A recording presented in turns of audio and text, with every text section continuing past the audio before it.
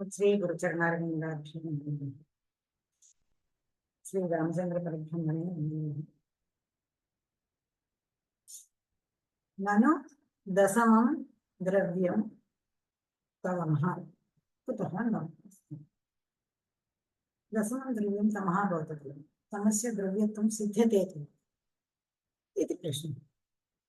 यतः तद्धि प्रत्यक्षेण गृह्यते, वयं द्रष्टुं शक्नुमः तमः तस्य च रूपवत्वात् रूपवत्वमपि अस्ति, कर्मवत्वाच्च द्रव्यत्वं। कर्मवत्वम् इत्युक्ते तमः नीलं तमः चलति, कर्मवत्वात् द्रव्यत्वं सिद्ध्यति। यदि पृथिव्याम् अन्तर्भावः इति गृह्णीमः तच्च गन्धशून्यत्वात् तद्धि गन्धशून्यत्वात् न पृथिवी, तत्र गन्धं नास्ति। नीलरूपत्वाच्च न जलादिकं, जलादिषु गृह्यते वा इत्युक्ते नीलं रूपम् अस्ति, नीलं रूपं केवलं पृथिव्यामेव अस्ति, गन्धवत्वाभावात् पृथिवी न भवति, नीलरूपत्वाभावात् अन्यत्रापि तत्र अन्तर्भावः न भवति। तत् प्रत्यक्षे च आलोक निरपेक्षचक्षुः कारणम् इति चेत् इति प्रश्नः पूर्वपक्षः। तमः दशमद्रव्यं न नवद्रव्य भिन्नत्वे सति द्रव्यत्वम्। तमसः द्रव्यत्वं कथं सिद्ध्यति चेत् नवद्रव्य भिन्नत्वे सति द्रव्यत्वात्। तमः द्रव्यं रूपवत्वात् कर्मवत्वात्, तमः पृथ्वी भिन्नं गन्धशून्यत्वात्, तमः जलादि भिन्नं नीलरूपत्वात् इति चेत् न इति सिद्धान्तवचनं। आवश्यक तेजो अभावेन एव उपपत्तौ द्रव्यान्तरकल्पनायाः अन्याय्यत्वात् इति दोषः। तेजसः अभावम् एव तमः इति स्वीकर्तुं शक्यते, एवं शक्यते। तस्मात् तत्र द्रव्यान्तरकल्पनम्, अन्यत् द्रव्यम् इति कल्पनम् अन्याय्यत्वात् न कल्पनीयम् इति तेषां। तेजसः भिन्नं तमः, तदा प्रश्नः एवं भवति, तेजसः भिन्नं तमः इति स्वीकर्तुं शक्नुमः चेत् तमसः भिन्नं तेजः अपि भवति खलु, भिन्नं।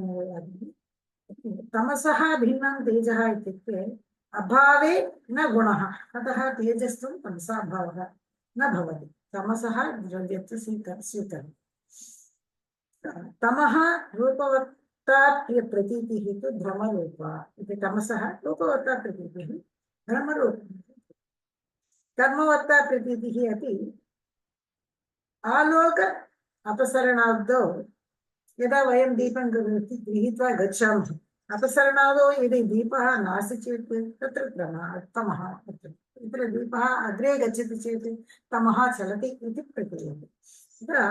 एतत् औपाधिकभ्रान्तिः एव। यदा स्फटिकम् अस्ति, तत्र स्फटिकस्य अग्रे रक्तपुष्पं निश्यामः चेत् स्फटिकमपि रक्तरूपं भवति, तद्वदेव अत्रापि इति तेषां वाक्यं।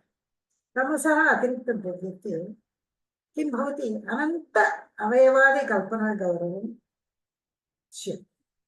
यतः यदि द्रव्यत्वसिद्धौ व्युत्पत्तिः वक्तव्या, रागभावः वक्तव्यः, तदा वा विध्वंसाभावः वक्तव्यः इति सर्वमपि कल्पनीयं भवति।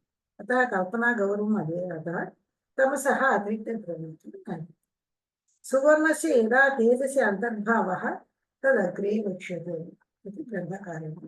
सुवर्णस्य तेजसि तथा अन्तर्भावः इति यदा तेजसा निरूपणं भवति तत्र वक्ष्यते इति ग्रन्थकारेण। तमत्कलचलनीलं परापरविभागवित् प्रसिद्धद्रव्यवैधर्म्यात् नवभ्योऽभ्येतुमर्हति इति श्लोकः। तमः चलनात्मकक्रियावान्, नीलरूपवान्, दूरान्तिकस्थानभेदेषु जन्यत्वात्। दूरं तमः चलति, समीपं तमः चलति इति दूर अन्तिकस्थानभेदः, अन्तिका समीपे दूरं दूरं, तस्य भेदेषु जन्यत्वात् कालकृत् दिक्कृत् च विभागशाली भवति। अतः एव संयोगविभागयोः समवायकारणतावच्छिन्नः अपि भवति। तद्व्यापकस्थानपरिमाणेन च तद्व्यापकतमः यावत् पर्यन्तं व्याप्तम् इति तद्व्याप्तस्थानपरिमाणं च परिमाणवान् अपि भवति। अतः तमः अतिरिक्तं द्रव्यम् इति पूर्वपक्षः। न पृथिवी गन्धाभावात् न अन्यत् द्रव्यं नीलरूपवत्वाच् इति मीमांसकानां मतं। तेजसः अभावमात्रं तु तमः, नीलरूपं तु भ्रान्तिजन्यं। यदा नीलं नभः एवं लोकसिद्धे भ्रान्तौ न यथार्थग्रहं। लोकसिद्धमेव आकाशस्य रूपं नास्ति, तदापि नीलं नभः इति लोके व्यवह्रियते। एवं लोकसिद्धे भ्रान्तौ, भ्रान्तिः इति ज्ञात्वा एव लोके लोके एवं व्यवहारः भवति, न यथार्थग्रहं तत्र युक्तम्। तेजसः दिक्कालकृति विभागत्वात् तमसः अपि विभागः कृतः। तमसः अपि यावत् परिमाणम् अस्ति, यावत् स्थानम् अस्ति इति तत्रापि विभागः। तेजसः अभावविशिष्टस्थानपरिमाणात् परिमाणवानपि दृश्यते खलु। तेजः चलनात्मकः इति प्रतीयते, अतः नीलं तमः चलति इति कारणम्।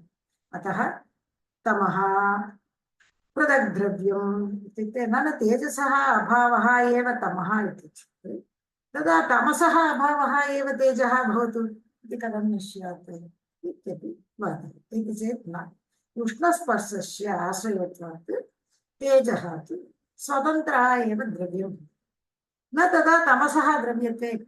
तेजः स्वतन्त्रद्रव्यत्वरूपेण भासते, किन्तु तमः तावदेव नास्ति, तेजसः अभावः एव तमोरूपेण भासते। अतः तदा तमसः द्रव्यत्वे नास्ति। यदि तमः एव द्रव्यं स्यात्, तेजः स्थाने तमः एव वयं द्रव्यत्वरूपेण स्वीकुर्मः, किं भवति इत्युक्ते तत्र का हानिः इति तेषां प्रश्नः। तदा किं भवति इत्युक्ते यतः तमसः यदि द्रव्यत्वं स्वीकृतं तत्र जन्यद्रव्यत्वमेव भवेत्, तदा तस्य अवयवत्वं, प्रागभावत्वं, प्रध्वंसाभावत्वम् इत्यादिकं कल्पनीयं, तत्तु पुनः गौरवं भवेत्।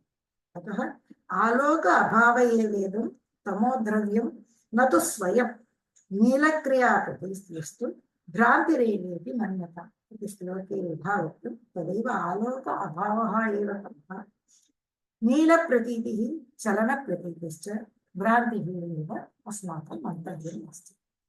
धन्यवादः। नमः सर्वेभ्यः। नमो गुरुभ्यः।